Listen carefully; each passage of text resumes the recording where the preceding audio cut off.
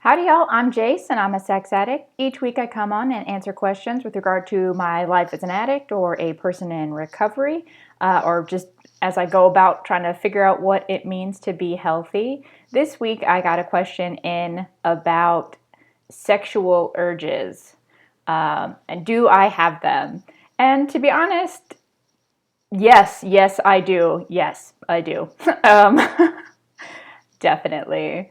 Definitely do. That is a really confusing part of my life right now because, on the one hand, it makes me feel afraid because I'm worried that they are stemming from, bad behavior, from the addiction, from, my past life.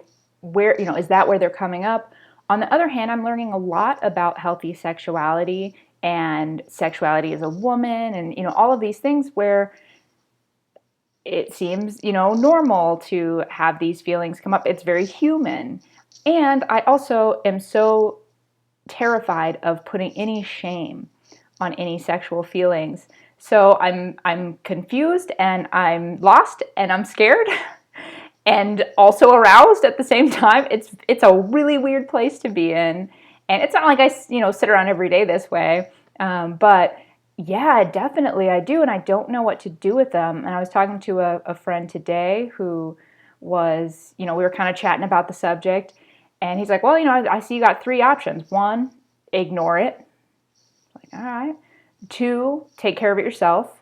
Which honestly, that's not what it's about. It's not about that sexual satisfaction or like orgasm. It's about connection. It's about that intimate connection with someone and even that spiritual exchange that can happen, that closeness, that sharing of myself with somebody or, physical affection.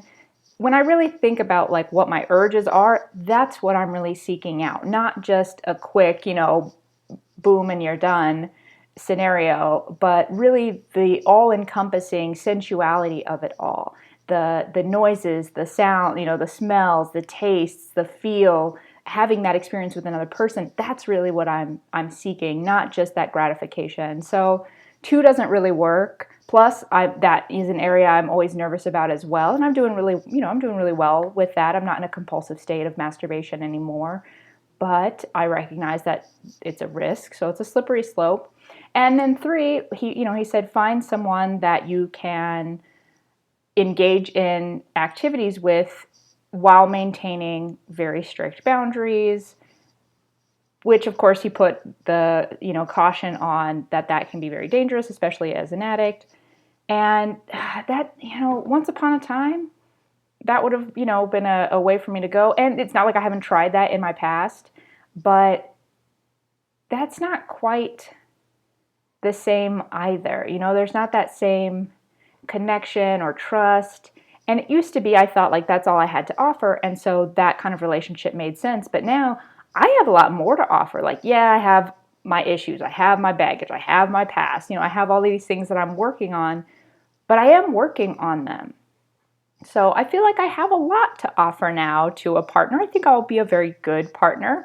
Maybe, make mistakes and slip up and it has to be trial and error. But I think I have way more to offer now. Hey, this is my dog Charlie. It's my longest male relationship, actually. But yeah, so I mean, I don't feel like I want to be in a situation with someone where it's just a sexual thing or just a physical thing. That I feel like that robs me of what I'm working so hard for, to have these healthy relationships. So, goodness, I don't honestly I'm stumped on it.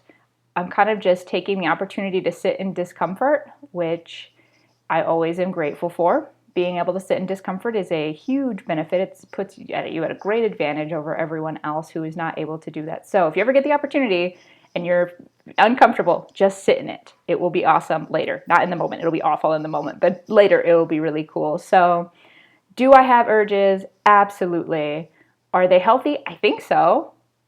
Are they addictive? It doesn't feel like it. They definitely feel different, but I don't know. And what do I do with them? Be confused for now.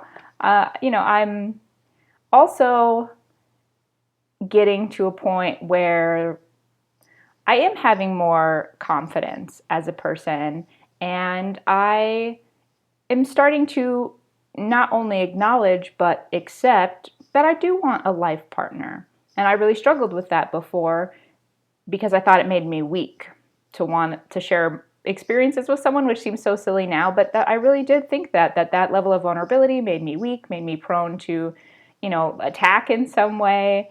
And so I really shut that part of me off, like, oh, I don't need anybody. And I mean, I'm fine. I'm happy doing the single thing and, working on my own life, which is great. But I do want a primary partner, and preferably a long-term partner, to start building something with, start having, I always see like, Groupon getaways and stuff. It's like, man, I just want to like go to Thailand and just have somebody to like go do that stuff with. So yeah, I definitely want that. And to have this new level of intimacy, sexuality, affection, and everything tied into a healthy, primary, respectful, loving, all those things, relationships. So this is a let go and let God, if you will, for me. I don't know what to do with it. I don't know what's coming down my path, but I have faith that I'm right where I'm supposed to be. And if I just keep on keeping on, all of the things that I need in my life will be provided. And in the meantime, I'll just be, grinding my teeth. No, I'm just kidding. Sometimes. But yeah, so that is your answer for the week. You can find more information about myself, the film Suddenly Celibate, which is where my journey is taking place, for finding out all about addiction, healthy sexuality, healthy relationships, how we interact with one another. That can be found, and you can ask questions through my website, suddenlycelibate.com. There is also info on there about sex addiction, resources to getting help, to getting more information. There are great articles on healthy sexuality and relationships as well. So definitely check that out and feel free to send in your questions. Again, that's suddenlycelibate.com. You can find me on YouTube under the same name. Until next week, stay curious.